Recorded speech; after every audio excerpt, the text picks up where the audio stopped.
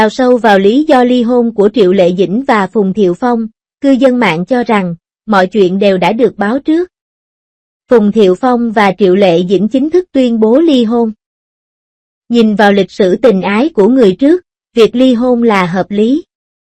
Ngày 23 tháng 4, Phùng Thiệu Phong và Triệu Lệ Dĩnh đồng loạt đưa ra tuyên bố cả hai bên quyết định chia tay trong hòa bình. Chấm dứt cuộc hôn nhân, nhưng trong tương lai, họ sẽ cùng nhau nuôi dạy con cái và đồng hành cùng các con trưởng thành. Ngay khi tin tức về vụ ly hôn của Triệu Lệ Dĩnh và Phùng Thiệu Phong xuất hiện, nó đã ngay lập tức thu hút sự chú ý và đồn đoán của đông đảo mọi người. Mọi người suy đoán về lý do ly hôn. Có người cho rằng là do Triệu Lệ Dĩnh quanh năm xa nhà, không hầu hạ gia đình chồng.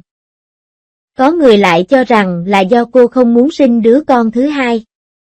Triệu Lệ Dĩnh cho biết định với chính mình và sống đúng với bản thân mình. Với tình hình hiện tại, cô không thể ở bên Phùng Thiệu Phong lâu được. Triệu Lệ Dĩnh và Phùng Thiệu Phong được cho là đã gặp khủng hoảng hôn nhân từ lâu.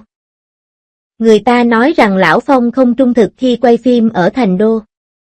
Người nổi tiếng trên mạng xã hội này cho biết cô đang hẹn hò với một người đàn ông đã có vợ và thay thế bằng từ SS.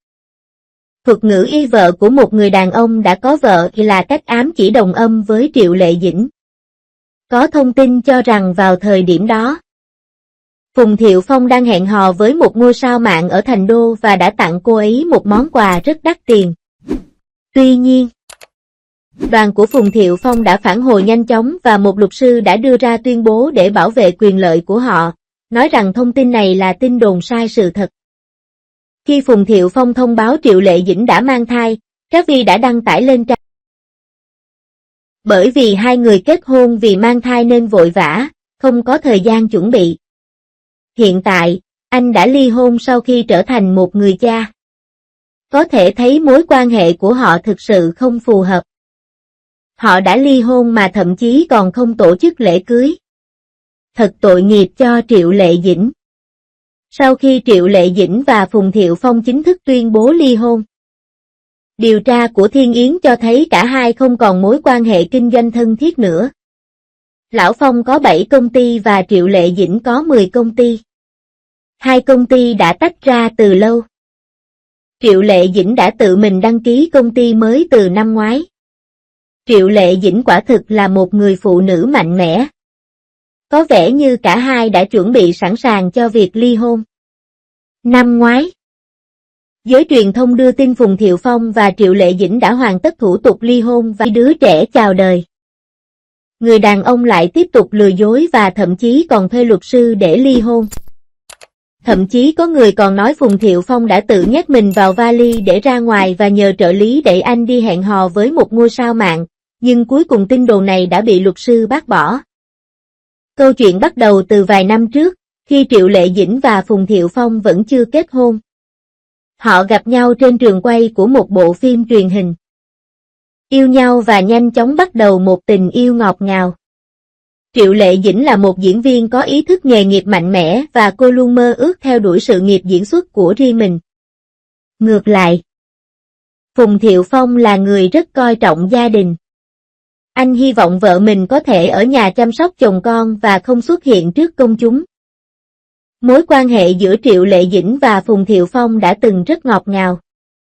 Họ hỗ trợ và động viên lẫn nhau. Bước vào sảnh cưới, rắc rối bắt đầu nảy sinh. Là một bà mẹ chồng truyền thống, mẹ Phùng hy vọng Triệu Lệ Dĩnh có thể thay đổi bản thân và đáp ứng được kỳ vọng của gia đình. Bà từng ép Triệu Lệ Dĩnh đổi tên thành Vương Phủ Vương. Hy vọng việc đổi tên sẽ mang lại may mắn cho Phùng Thiệu Phong. Mặc dù Triệu Lệ Dĩnh không muốn đổi tên nhưng cuối cùng để đáp ứng kỳ vọng của mẹ chồng, cô vẫn đồng ý. Tuy nhiên, vấn đề vẫn chưa được giải quyết. Mẹ Phùng hy vọng Triệu Lệ Dĩnh có thể từ bỏ sự nghiệp và dành thời gian chăm sóc chồng con. Bà tin rằng bổn phận tự nhiên của người phụ nữ là chăm sóc gia đình ở nhà, thay vì bận rộn làm việc bên ngoài. Mặc dù Triệu Lệ Dĩnh yêu Phùng Thiệu Phong nhưng cô không thể từ bỏ ước mơ của mình. Cô ấy tin chắc rằng cô ấy có thể cân bằng giữa sự nghiệp và gia đình. Và cô ấy tin rằng một người phụ nữ chỉ giới hạn trong gia đình. Phùng Thiệu Phong rất đẹp trai trước khi kết hôn. Có 2 phiên bản về câu chuyện cuộc đời của ông đang lưu hành trên thị trường. Một người nói rằng anh ta sinh ra trong một gia đình bình thường ở Thượng Hải. Người kia nói rằng cha anh ta là một ông trùm trong ngành dệt may Thượng Hải với giá trị tài sản ròng hơn 100 triệu nhân dân tệ, và Phùng Thiệu Phong là người thừa kế duy nhất của gia đình. Nói tóm lại, anh ấy có hình ảnh của một tay chơi giàu có. Năm 2001, Phùng Thiệu Phong gặp cô gái đầu lòng Hứa Kỳ Văn khi anh đóng vai chính trong bộ phim truyền hình Arise. Hai người gặp nhau nhờ vở kịch. Vào thời điểm đó, Phùng Thiệu Phong chưa nổi tiếng lắm, còn Hứa Khải Văn mới vừa ra mắt. Hai người trẻ đã yêu nhau khi cùng đóng phim. Nhưng mối quan hệ này không kéo dài được lâu. Điều đáng nói là 7 năm sau khi chia tay Gepelis, nhưng giữa hai người không hề nảy sinh tình cảm. Trong 7 năm yêu mối tình đầu từ Tĩnh Văn, Phùng Thiệu Phong đã vướng vào nhiều scandal với nhiều nữ diễn viên như Hồ Hạnh Nhi, An Thái Bình, Dương Mịch, Trần Kiều Ân. Và chuyện tình Phùng Mịch càng thêm ầm ĩ. Bộ phim du hành thời gian này đã trở thành một hit lớn và trở thành bước ngoặt trong sự nghiệp của Dương Mịch và Phùng Thiệu Phong. Sự nổi tiếng của hai người đã tăng lên rất nhiều và mối quan hệ của họ đã phát triển từ một cặp đôi trong phim thành một cặp đôi mơ hồ ở ngoài đời thực. Dương Mịch đã từng bất chấp áp lực của dư luận, công khai ngồi vào lòng Phùng Thiệu Phong. Phùng Thiệu Phong cũng can đảm vòng tay qua eo Dương Mịch. Những hành vi này đã trở nên quen thuộc với khán giả. Đúng lúc Dương Mịch và Phùng Thiệu Phong đang trong mối quan hệ nồng nhiệt, người phụ nữ này lại công khai thừa nhận mối quan hệ của mình với Lưu Khải Uy, và mối quan hệ Phùng Mịch hoàn toàn. Dương Mịch và Lưu Khải Uy chính thức công khai mối quan hệ. Phùng Thiệu Phong bị chụp ảnh đi mua sắm tay trong tay với một cô gái trẻ kém anh khoảng 10 tuổi. Cô gái đó chính là Nini, người đã ra mắt trong bộ phim The Flower of War.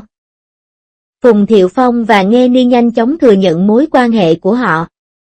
Phùng Thiệu Phong đã không phụ lòng mong đợi của mọi người và đặc biệt chăm sóc cô bạn gái trẻ Nini. Khi sự nghiệp của Nini xuống dốc, Phùng Thiệu Phong thậm chí còn nhờ người đại diện cứu bạn gái mình, để Nini có thể lấy lại đà tiến triển. Tuy nhiên, mặc dù được giúp đỡ, hai người vẫn không thể tiếp tục mối quan hệ. Năm 2014, Phùng Thiệu Phong đã xóa hơn 1.000 bài đăng, bao gồm cả bài đăng anh công khai tuyên bố tình yêu của mình dành cho Nini. Ảnh chụp màn hình khoảnh khắc của Phùng Thiệu Phong đã bị tiết lộ.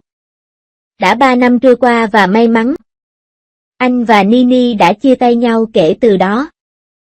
Ngay sau khi Phùng Thiệu Phong và Nghê chia tay, người ta phát hiện anh đã qua đêm với người mẫu trẻ Tôn Tâm Á đầu tiên, hai người hẹn hò ở một hộp đêm.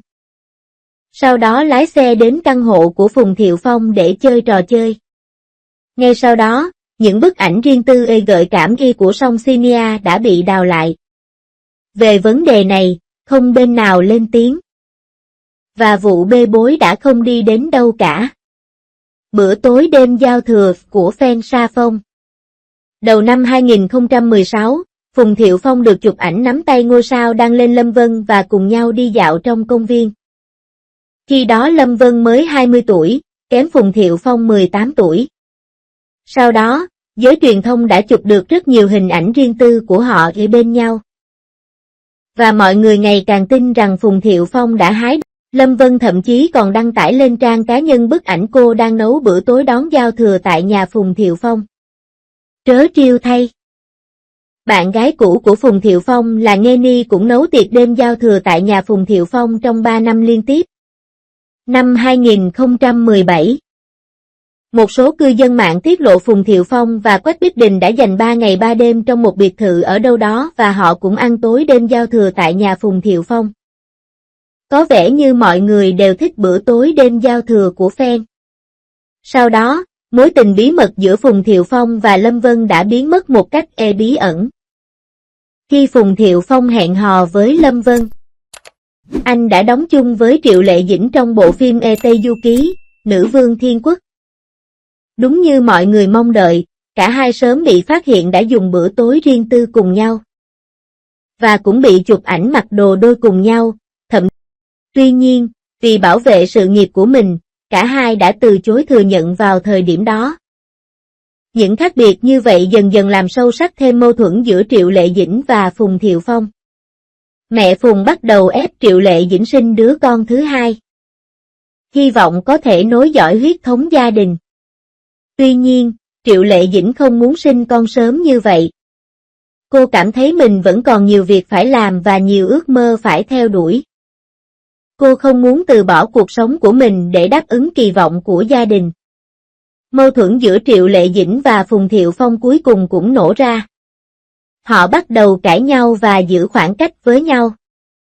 Triệu Lệ Dĩnh cảm thấy mình không thể tìm thấy hạnh phúc trong cuộc hôn nhân như vậy. Cô cảm thấy mình bị ràng buộc và không thể theo đuổi ước mơ của mình. Cô quyết định ra đi và tìm hạnh phúc cho riêng mình. Quyết định.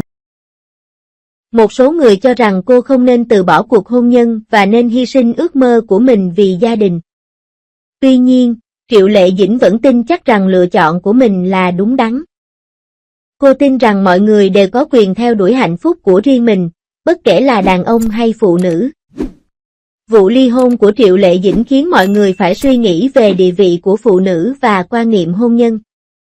Sự kiên trì và lòng dũng cảm của bà đã khiến mọi người thấy được sức mạnh và giá trị của phụ nữ. Cô ấy không muốn từ bỏ ước mơ kết hôn của mình.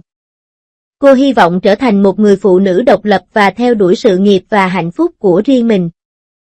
Câu chuyện của Triệu Lệ Dĩnh cho chúng ta thấy rằng hôn nhân không phải là đích đến duy nhất của phụ nữ có quyền theo đuổi hạnh phúc và ước mơ của riêng mình. Mỗi người đều có lựa chọn và giá trị riêng, và chúng ta nên tôn trọng và ủng hộ quyết định của mọi người. Cuối cùng cô ấy có thể theo đuổi ước mơ của mình và sống đúng với con người thật của mình. Vì vậy, cuộc ly hôn giữa Triệu Lệ Dĩnh và Phùng Thiệu Phong không hề đột ngột, mọi thứ đều đã được báo trước. Sự kiên trì và lòng dũng cảm của Triệu Lệ Dĩnh đã cho mọi người thấy được sức mạnh và giá trị của phụ nữ. Và câu chuyện của cô cũng truyền cho những người phụ nữ khác lòng dũng cảm theo đuổi hạnh phúc và ước mơ của riêng họ. Chúng ta hãy cùng cổ vũ cho Triệu Lệ Dĩnh và chúc cô ấy tìm được hạnh phúc đích thực của mình. Sau nhiều lần thay đổi, cuối cùng cả hai đã chính thức lên tiếng vào ngày 16 tháng 12 năm 2018. Trực tiếp làm tê liệt các tìm kiếm hot. Sau đó, người hâm mộ của Triệu Lệ Dĩnh đã lên tiếng bảo vệ cô. Nói rằng Phùng Thiệu Phong bị rối loạn cảm xúc và về cơ bản là có bạn gái mới cho mỗi bộ phim anh đóng, và danh hiệu Rì Tiểu Hoa không phải là không xứng đáng. Nỗi lo của người hâm mộ đã thành sự thật, việc cả hai ly hôn cũng là điều hợp lý. Trở lại cuộc sống độc thân, Triệu Lệ Dĩnh chắc chắn sẽ có thể trưởng thành. Còn anh Phùng cũng có thể trở lại công việc cũ.